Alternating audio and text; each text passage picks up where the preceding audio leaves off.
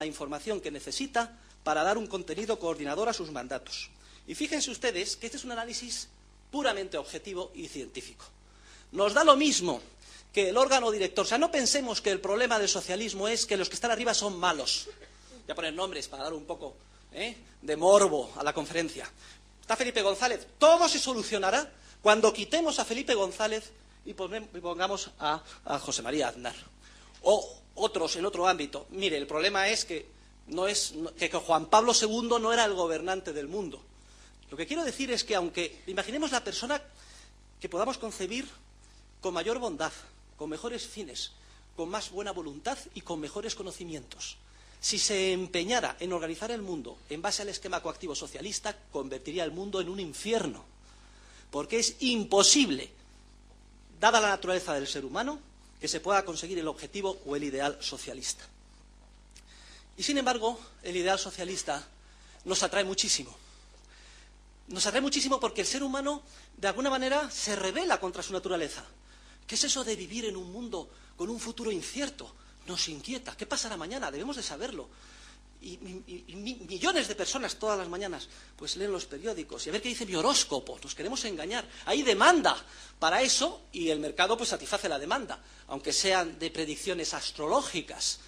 Y entonces nos hacemos la ilusión de que si papá Estado se ocupa de todo, pues ya podemos liberarnos de nuestra responsabilidad y de nuestra acción creativa o empresarial. Y eso nos atrae. Ese es el gran peligro del socialismo. El atavismo que tiene el socialismo es que atrae mucho a la sociedad porque vende una mercancía falsa que es muy fácil de comprar, sobre todo con seres humanos que de alguna manera tienen adormecida su capacidad de responsabilidad individual o de su capacidad creativa de tipo empresarial. Y acabamos de oír en la presentación que me ha hecho Ana de Palacio cómo el resultado de la encuesta de los universitarios españoles pone de manifiesto precisamente esta realidad.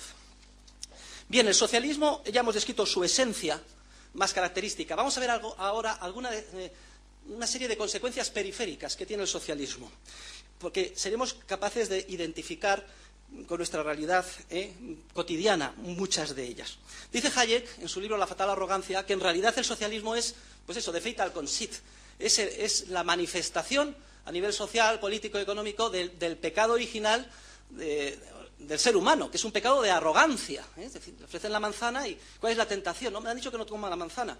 Oye, ¿por qué no la vas a comer? Pues es que si la comes serás como Dios. El ser humano tiene una tendencia al pecado de soberbia, a querer ser Dios, es decir, omnisciente, y poder decidir ad hoc, según las circunstancias del caso, y conseguir lo que quiera. Por eso está en nuestra naturaleza más íntima el riesgo de caer en el socialismo, es decir, de extrapolar a la vida real ese esquema e imponer por la fuerza el ideario que consideramos más bonito, imponerlo por la fuerza a los demás. Por eso siempre, generación tras generación, tendremos que estar en guardia contra el socialismo. Saber que nuestra naturaleza es creativa, es de tipo empresarial, que nos amenaza esa tentación de soberbia y que, por tanto, tenemos que estar en guardia ante ella. El socialismo siempre lo tendremos con nosotros. No es un tema solo de siglas o de partidos políticos en determinados contextos históricos, sino que se nos infiltrará de manera sinuosa en comunidades, familias, barrios, partidos políticos de derechas y liberales. Siempre tenemos que estar en contra de esa tentación estatista, porque está, digamos, es el peligro más original que tenemos en los seres humanos, la tentación más grande que tiene el ser humano, que es la de creerse Dios, es decir, la de considerar que es capaz de superar ese problema de ignorancia ineradicable que supone en su esencia el sistema socialista. Por eso, el socialismo siempre es resultado de un pecado de soberbia intelectual. Detrás de todo socialista hay un arrogante, un intelectual soberbio. Y eso lo podemos constatar en todos los ámbitos. Características periféricas del socialismo. Bueno, pues descoordinación y desorden social. He dicho que el acto empresarial puro coordina. Luego, siempre que el socialismo incide coaccionando, se produce un efecto de descoordinación. Ponía el ejemplo antes. Aquí se malutiliza un recurso, aquí se necesita con urgencia. Entonces, el empresario se da cuenta de que hay una oportunidad de ganancia. Compra barato, vende caro. Transmite información y coordina.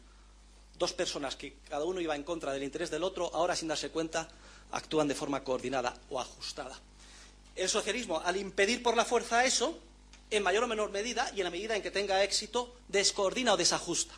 Por eso, todos los conflictos sociales, en cualquier área que podamos ahora concebir, y todos tenemos en la mente, desde los atascos de tráfico hasta la escasez de vivienda, etcétera, son resultado del socialismo, es decir, de medidas de intervención coactiva sobre una parcela concreta de la sociedad. Siempre veremos los efectos de descoordinación, frustración de planes, siempre allí donde incida y en la medida en que incida la acción intervencionista y coactiva típica del socialismo. Lo curioso es que los socialistas, cuando observan y se hace obvio el desajuste, la descoordinación, el conflicto y el agravamiento del problema, ¿saben cómo suelen reaccionar ante esa realidad? Demandando ulteriores dosis de socialismo, es decir, más coacción institucional. Y así en un proceso en el que los problemas, en vez de solucionarse, se agravan indefinidamente, con más peso cada vez del Estado. Por eso es típico también del socialismo el totalitarismo. El ideal socialista exige, en esa dinámica, abarcar sus tentáculos por todos los intersticios sociales.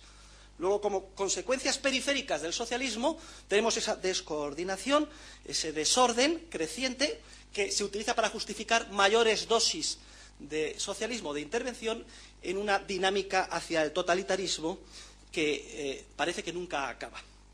Otra característica del socialismo es dar bandazos.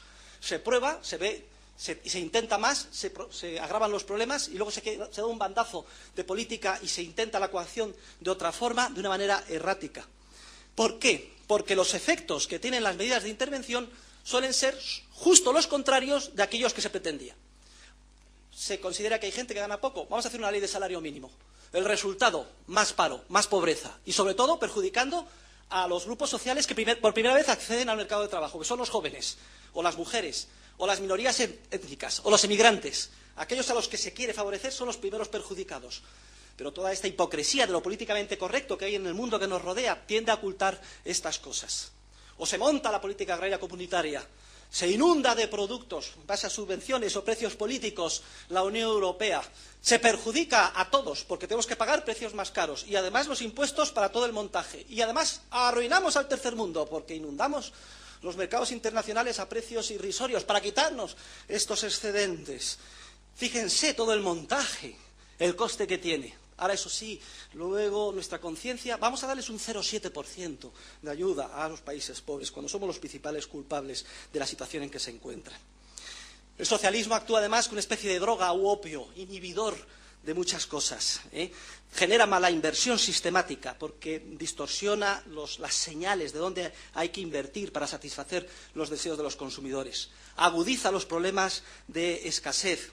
Genera la irresponsabilidad sistemática, sobre todo de los gobernantes. Y voy a definir el término de irresponsabilidad. Una acción es responsable cuando se toma asumiendo sus costes. El gobernante es inherentemente irresponsable, porque es incapaz de darse cuenta, de asumir, de descubrir, de conseguir la información relativa a los costes que tiene la acción en la que incurre. No solo pierde la información de primera mano que necesita para coordinar, sino que tampoco tiene la información de primera mano respecto de los costes que genera su acción. El gobernante, como mucho, lo más que hace es actuar de manera extensiva y voluntarista.